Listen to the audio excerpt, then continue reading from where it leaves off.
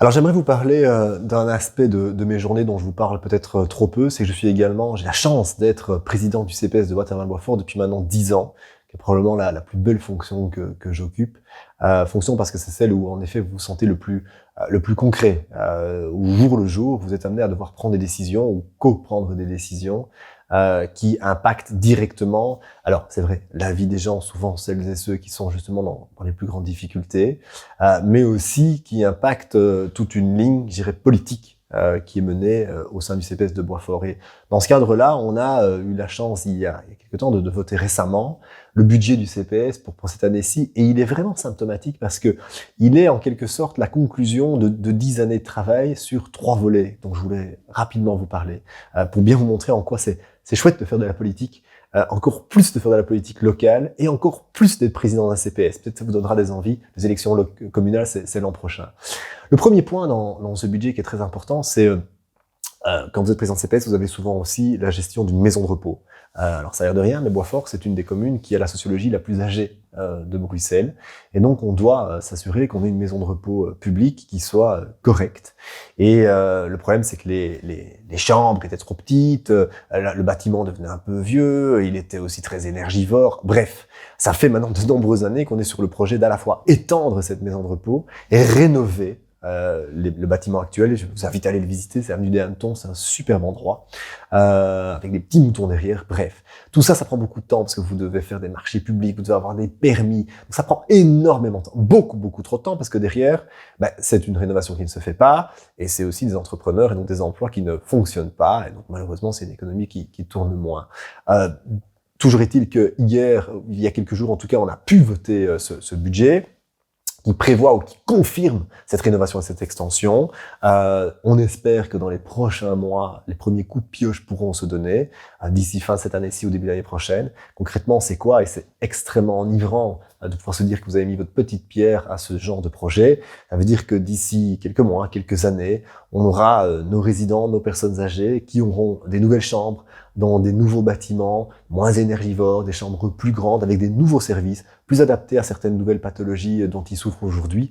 Et ça, honnêtement, ça n'a pas de prix. Ce type d'investissement n'a pas de prix. On en parle très peu. Ça fait pas la une de l'actualité, mais c'est tellement plus impactant que parfois certaines guéguerres politiciennes. Un deuxième point qui a pu être voté récemment au budget, c'est la création d'un restaurant de quartier à Waterval-Boisfort dans la cité du Logis Floréal. Vous savez que la cité du Logis Floréal, je vous invite à taper sur Google. C'est magnifique, on se croirait dans un petit village anglais, mais c'est aussi un des plus grands endroits où vous avez des logements sociaux à Bruxelles. En fait, Boisfort, c'est 20% de son bâti qui sont des logements sociaux et la plupart sont dans le Logis Floréal. Magnifiques petites maisons qui ont besoin d'être rénovées pour beaucoup d'entre elles. Mais bon, il y a de grands efforts qui ont déjà été opérés ces dernières années. Et on a réalisé qu'il y avait toute une série de nouveaux habitants qui arrivaient suite à ces rénovations. Parfois une nouvelle sociologie aussi, et qu'il est important que l'on puisse créer, nous en tant qu'opérateurs publics, des lieux où les gens puissent se rencontrer, puissent connecter entre eux, puissent créer du vivre ensemble, parfois avec des origines, avec des religions, avec des courants philosophiques, avec voilà, peu importe, qui sont complètement différentes. Mais pour ça, si on veut que les gens s'entendent, si on veut qu'il y ait une bonne atmosphère dans la commune, dans les quartiers, il faut créer ces espaces de rencontre. On a créé un petit marché tous les vendredis il y a quelques mois, et maintenant on va essayer de développer ce restaurant de quartier au niveau du fer à cheval, pour ceux qui connaissent le lieu dit.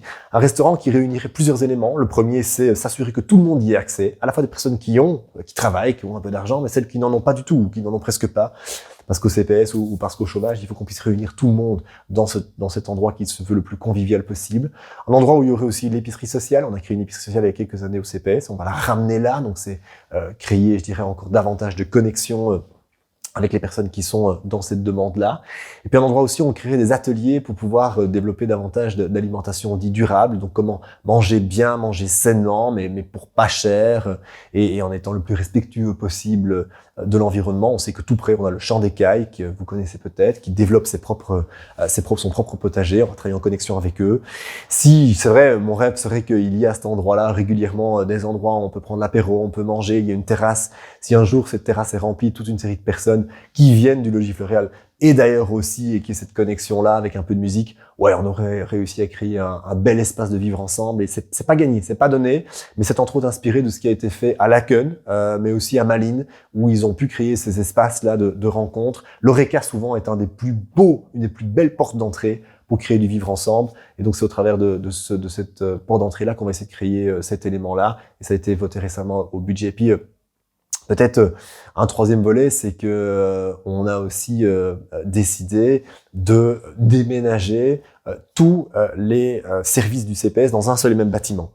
Historiquement, tous les services CPS étaient un peu, je dirais, éparpillés sur l'ensemble du territoire, dans des petites maisons à gauche, à droite, parce que progressivement, le CPS a grandi, le nombre de personnes qui doivent bénéficier du CPS a augmenté aussi, de par la rénovation de toute une série de logements sociaux, et donc de facto, il a fallu avoir des services, c'est vrai, plus larges. Ce qu'on fait ici, c'est qu'on va vendre toutes ces petites maisons, probablement à la commune ou à d'autres acteurs, peu importe, et on achète un grand bâtiment où on va y mettre tous les services, à la fois pour qu'il y ait plus d'efficacité entre les services, bien entendu, mais aussi pour le bénéficiaire, qu'il ait directement accès à tous les services nécessaires et ne doivent pas parfois parcourir la moitié de la commune, même si elle n'est pas très grande, parce qu'il faut reconnaître que parfois certains de nos bénéficiaires ne font pas ces trajets d'un service vers un autre pour des tas de bonnes ou de mauvaises raisons. Ici, on aurait vraiment un beau parcours, on essaierait d'avoir un parcours au sein même d'un seul et même bâtiment pour le bien de tout le monde. Tout ça demande énormément de travail je dirais derrière les coulisses, parce qu'il faut trouver le bâtiment, il faut faire accepter ça politiquement aussi, il faut trouver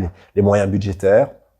On a trouvé tout ça, et donc je suis très heureux de pouvoir, j'espère, dans les prochains mois, je dirais, inaugurer à la fois cette maison de repos, du moins le début des travaux, le restaurant de quartier, le déménagement. On le voit, tout ça, c'est un travail, je dirais, d'arrière, de coulisses, mais qui devrait aboutir maintenant et qui m'emplit de joie et de simple bonheur vraiment tous les jours. Alors je sais que je suis un des derniers qui occupe encore ces deux fonctions, député et en parallèle mandataire local. Bientôt, l'an prochain, on ne pourra plus faire ça. Vous devrez faire un choix. C'est vrai que c'est le sens de l'histoire apparemment. Je le regrette. J'assume le fait de regretter ça parce que je crois sincèrement que la connexion entre le fait d'être dans un parlement et puis d'être autant ancré au niveau local est profondément efficace et profondément bénéfique pour tout le monde. Je suis d'accord que l'on veuille plafonner les rémunérations, si on veut. Je peux entendre que ça puisse être choquant, mais il ne faut pas, je crois, plafonner les vocations. Je prends toujours pour exemple, par exemple, Bart Somers, que vous savez que je connais bien, qui avait été élu à une époque meilleur bourgmestre au monde, tout en étant en même temps chef de groupe du VLD au Parlement flamand. Comme quoi, il y a pas certainement moyen de faire les deux. Enfin, j'espère que je vous ai donné aussi envie d'un peu toucher à cette fibre locale, communale, au travers probablement d'un des plus beaux postes qui soit celui de président de CPS. Si vous voulez en savoir plus, n'hésitez pas, contactez-moi. Je serais même heureux de vous faire visiter si vous voulez. C'est avec grande joie que si je peux créer quelques vocations, je mettrai la main à la pâte avec grand plaisir. Merci de m'avoir écouté et regardé. N'hésitez pas à vous abonner et à regarder tous les autres contenus sur mes réseaux sociaux.